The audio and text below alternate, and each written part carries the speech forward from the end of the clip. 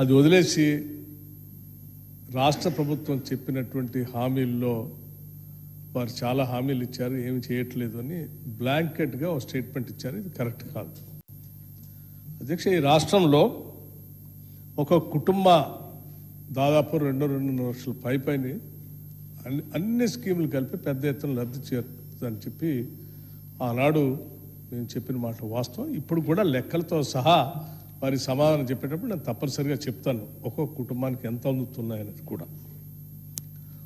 ఈరోజు కూడా అధ్యక్ష ఈ రాష్ట్రంలో 200 యూనిట్ల ఫ్రీ పవర్ ఇచ్చేటప్పుడు దాదాపు 53 నుంచి 54 లక్షల కుటుంబాలకి ఈరోజు ఫ్రీ పవర్ ఉచితంగా 200 యూనిట్లు ఇస్తాం. ఈరోజు కూడా అధ్యక్ష రాష్ట్రంలో 1,15 లక్షల కుటుంబాలు ఉంటే దాదాపు 1,06 లక్షల కుటుంబాలకి వాళ్ళ సన్నబియ్యం ఇస్తా ఉన్నాం మనం ఈ రాష్ట్రంలో. ఒక్కొక్క మనిషికి 6 కేజీల లెక్క కట్టి బహుశా ఈ దేశ చరిత్రలో ఎక్కడా కూడా ఇంతమందికి సన్నబియ్యం ఇచ్చేటువంటి కుటుంబాల చరిత్ర ఎక్కడా లేదు అధ్యక్ష. ఇది సువర్ణాక్షరాలతో ఈ రాష్ట్రంలో ఈ దేశంలో చరిత్రలో రాసుకోదగినటువంటి అంశం అధ్యక్ష. అధ్యక్ష ఈ రాష్ట్రంలో పేదవాళ్ళందరికీ ఇళ్ళు ఇస్తామని చెప్పాం. మీరు 10 సంవత్సరాలు ఆనాటి ఇందిరమ్మ ఇల్లు ఇచ్చేటప్పుడు ఒక గదే ఇస్తా ఉన్నారు. ఆ ఒక గదిలో ఆ కొడుకు వస్తే ఆడబడుకుంటాడు, అల్లుడే వస్తే ఆడబడుకుంటాడు, బర్రె ఆడగట్టేస్తాడో గొర్రె ఆడగట్టేస్తాడో అని మాట్లాడి మేము వచ్చిన తర్వాత డబుల్ బెడ్రూమ్ ఇళ్ళు అందరికీ ఇస్తామని చెప్పారు అధ్యక్ష. 10 ఏళ్ళు చూసాం, ఎక్కడైనా డబుల్ బెడ్రూమ్ ఇల్లు ఇచ్చారా అధ్యక్ష? ఉదాహరణకి అక్కడక్కడ ఏదో ఒక శాంపుల్ కొన్ని ఇల్లు కట్టేసి అట్లా వదిలేసారు తప్ప ఇవ్వలేదు కదా అధ్యక్ష. ఈరోజు మేము ఆనాడు హామీ ఇచ్చినట్టుగా ఒక్కొక్కరికి 5 లక్షల రూపాయలు ఇస్తామని చెప్పాము అధ్యక్ష.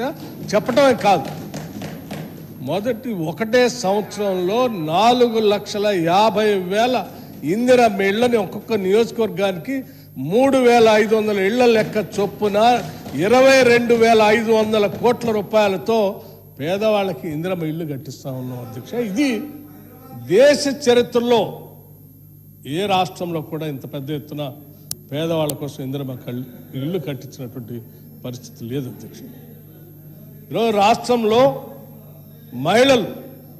మహిళలందరినీ కూడా మనం ఇప్పుడు వారు బమ్మెర పోతన గారి గురించి ఉదాహరించారు. ఆనాటి నుంచి కూడా ఈ రాష్ట్రంలో దేశంలో మహిళల్ని మహాలక్ష్మిలాగా గౌరవించుకుంటాం అధ్యక్ష. మా ప్రభుత్వం రాగానే రాష్ట్రంలో ఉన్న మహిళల్ని మహాలక్ష్మిలాగా గౌరవిస్తాం. ఈ రాష్ట్రంలో ఉచితంగా ఎక్కడి నుంచి ఎక్కడికైనా ఆర్టీసీ బస్సులో ఉచితంగా ప్రయాణం చేసుకోవడానికి అవకాశం కల్పిస్తాం.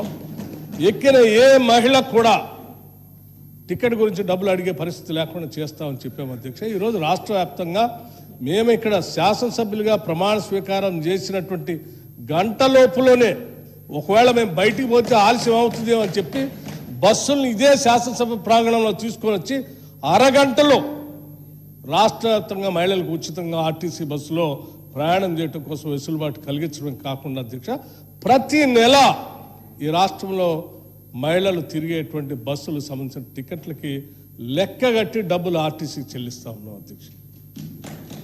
ఈరోజు ఈ రకంగా మేము ఇచ్చినటువంటి హామీలు అనేకం ఈ పెద్ద ఎత్తున అమలు చేసుకుంటూ పోతా ఉంటాం. రైతు భరోసా అధ్యక్ష ఒకటేసారి 9 రోజుల్లో 9,000 కోట్ల రూపాయలు రైతుల అకౌంట్లో ఇచ్చినటువంటి చరిత్ర కూడా కాంగ్రెస్ ప్రభుత్వం ఉంది అధ్యక్ష.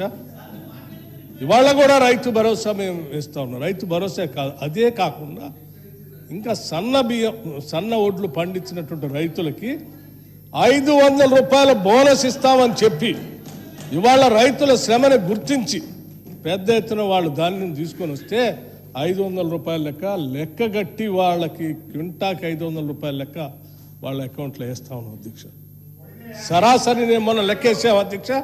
ఒక్కొక్క ఎకరాన్ని రైతు పండిస్తే ధాన్యం పేరు మీద రైతు భరోసా కాకుండా రైతు భరోసా 12,000 లెక్కన ఎకరాకి 12,000 లెక్కన ఇచ్చేటువంటి డబ్బులు కాకుండా బోనస్ పేరు మీద మేము లెక్క కట్టేస్తా ఉంటే ఒక్కొక్క